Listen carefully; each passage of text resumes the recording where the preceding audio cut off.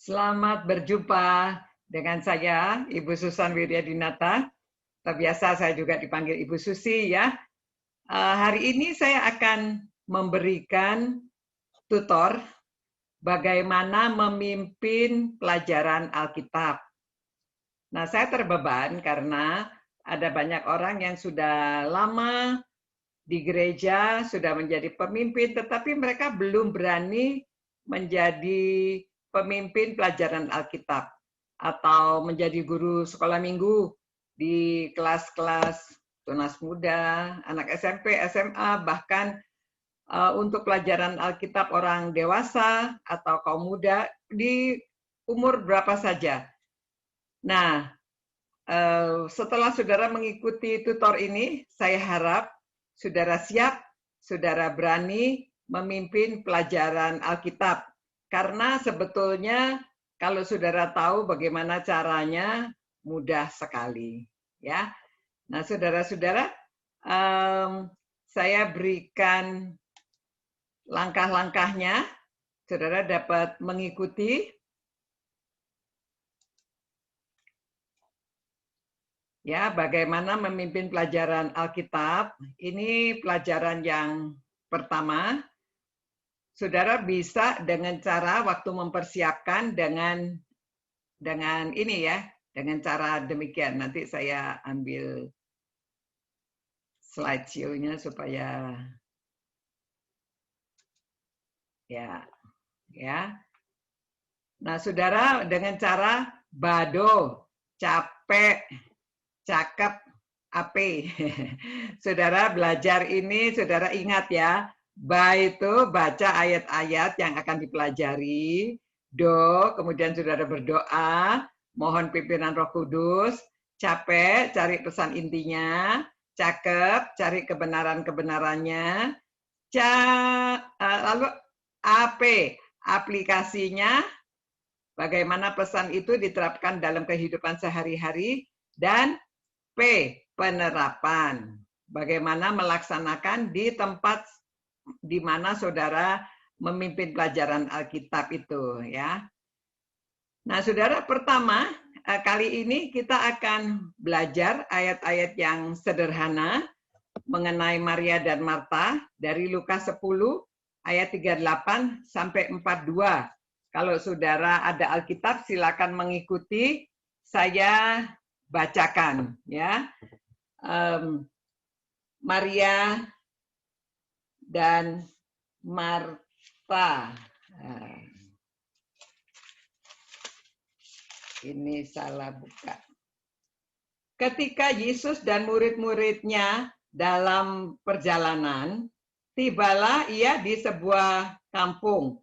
Seorang perempuan yang bernama Marta menerima dia di rumahnya. Perempuan itu mempunyai seorang saudara yang bernama Maria. Maria ini duduk dekat kaki Tuhan dan terus mendengarkan perkataannya. Sedang Marta sibuk sekali melayani. Ia mendekati Yesus dan berkata, "Tuhan, tidakkah engkau peduli bahwa saudaraku membiarkan aku melayani seorang diri? Suruhlah dia membantu aku." Tetapi Tuhan menjawabnya, "Marta, Marta, engkau khawatir dan menyusahkan diri dengan banyak perkara. Tetapi hanya satu saja yang perlu. Maria telah memilih bagian yang terbaik, yang tidak akan diambil daripadanya." Ya, nah itu bagiannya. Lalu saudara baca seluruhnya perikop ini. Jika belum paham, ulangi supaya saudara dapat menguasai. Entah berapa kali tergantung dari pengalaman saudara.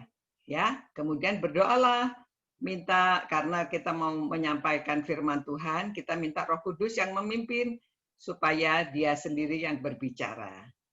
Nah, lalu cari pesannya.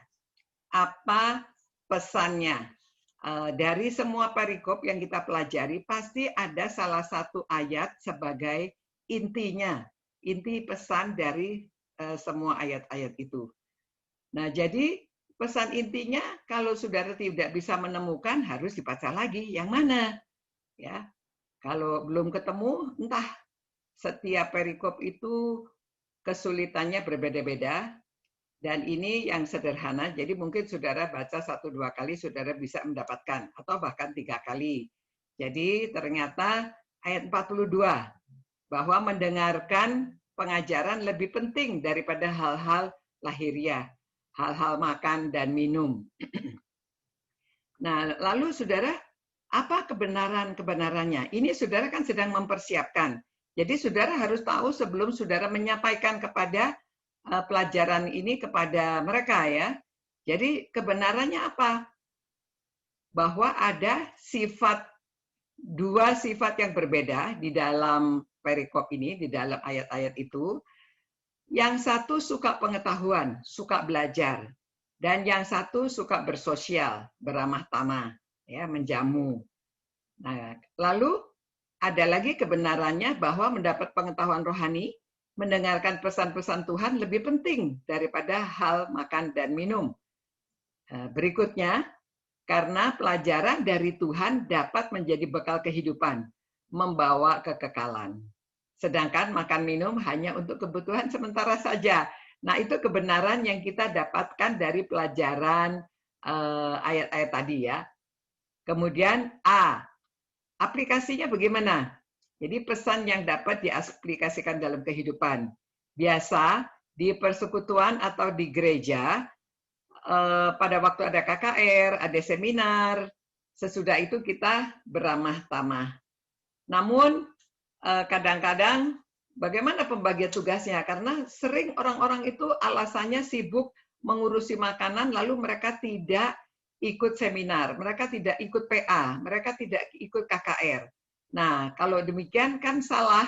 Dari ayat-ayat tadi dikatakan bahwa lebih penting mendengarkan pesan Tuhan Yesus daripada ramah tamah ya, karena itu pesan yang membawa kehidupan, kekekalan. Jadi saudara siapkan, apakah diskusi, kalau kelompoknya orangnya banyak, saudara bisa membagi kelompok dan diskusi. Nah, saudara siapkan jawabannya. Karena saudara yang memimpin, saudara sudah menyiapkan jawaban. Jawaban kira-kira makanan harus sudah disiapkan sebelum acara mulai. Kemungkinan kedua, kalau cukup uang, makanan bisa dipesan saja dari luar ya. Nah, pasti itu lebih mahal. Nah, juga semua petugas ramah tamah sudah harus siap mengikuti ibadah atau seminar yang diadakan. Jadi mereka jangan hanya sibuk untuk menyiapkan makanan saja, karena kadang-kadang mereka pakai alasan itu lalu mereka tidak ikut ya. Karena mendengarkan firman dan ibadah lebih utama daripada beramah tamah. Yang satu harus dilakukan, yang lain jangan diabaikan. Ya. Jadi tadi itu persiapannya. Lalu waktu pertemuannya bagaimana? Pertemuannya saudara gunakan cara 3 in dan 2 im. Nah, in-nya apa? Nah, kita lihat ya. Jadi pada waktu saudara orang-orang sudah berkumpul, saudara berdoa dulu, mohon pimpinan Roh Kudus karena saudara akan menyampaikan firman-Nya. Jadi mereka minta mereka buka Lukas 10 ayat 38 sampai 42 dan membacanya bersama karena ayatnya hanya sedikit ya. Jadi mereka baca bersama-sama. Kemudian minta mereka yang pertama cari informasi. Apa sih informasinya dari semua ayat 5 ayat ini? Kalau dibaca, suruh mereka jangan lihat Alkitab. Lalu suruh mereka menjelaskan dengan kata-kata sendiri apa saja informasinya. Nah, harusnya fakta-faktanya itu semuanya harus betul. Biasanya mereka baca ulang karena mereka lupa tadi dibaca apa, ya. Tidak bisa sekali karena tadi membacanya asal membaca mereka tidak tahu bahwa mereka diminta untuk menyampaikan ulang. Nah, itu sebabnya mereka baca lagi. Dengan demikian mereka sudah membaca 2 kali, mungkin 3 kali. Tanyalah siapa yang berani memberikan informasinya. Setelah mereka menyampaikan, Kalau mereka belum betul, mintalah orang lain menambahkan sampai informasi itu benar. Lalu tanyakan, kalian setelah membaca semua ini, apa ayat yang mana atau apa yang menjadi inspirasi bagi kita? Ya, bebaskan mereka memilih dulu apa pendapat mereka, kemudian saudara baru sampaikanlah bahwa yang menjadi inti dari 5 ayat itu yaitu ayat yang ke-42, ya, saudara beritahu. Nah, sekarang yang ketiga, investigasi. Cari kebenaran-kebenarannya. Apa sih dari 5 ayat ini kita dapat apa? Apa kebenarannya? Apa yang mereka pelajari?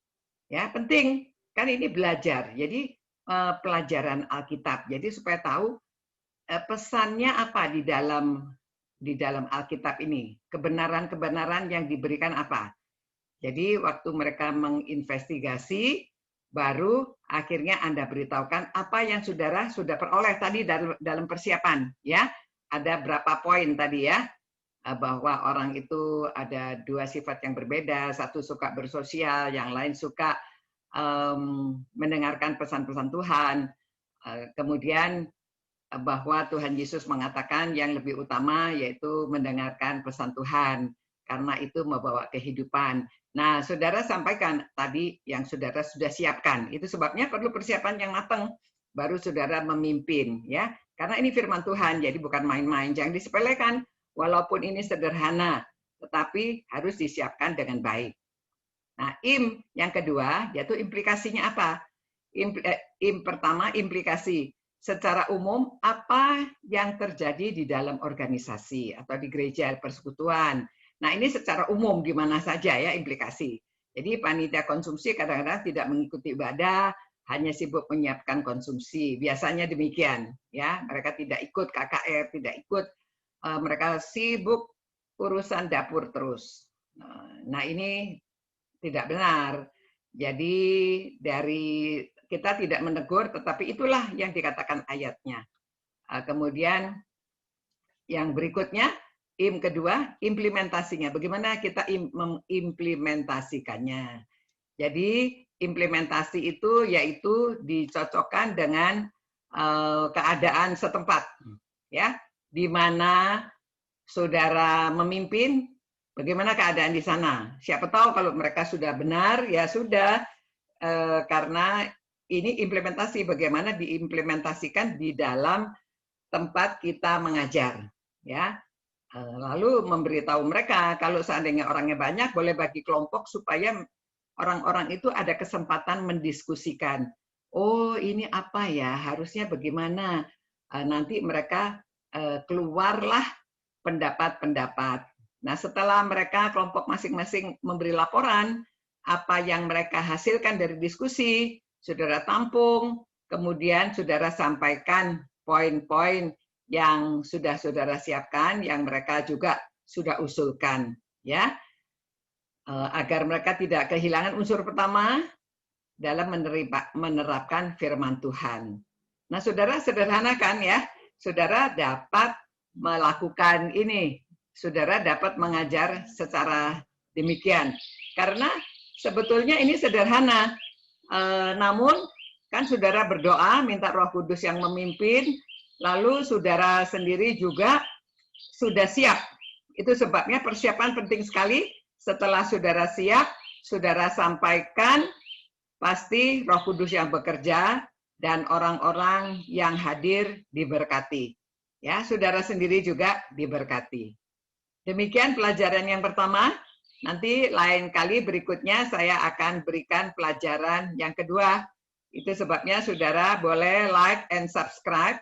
Saudara subscribe YouTube ini, kemudian nanti kalau ada pelajaran berikutnya, saudara akan mendapatkan notifikasi ya. Katanya juga apa ditekan tombol loncengnya supaya nanti saudara bisa mendapat notifikasi pada waktu ada pelajaran berikutnya. Sampai berjumpa pula. Semoga semuanya menjadi berkat dan saudara siap mengajar pelajaran Alkitab bagi kelompok-kelompok. Dan saudara dipakai Tuhan untuk menyampaikan firman-Nya.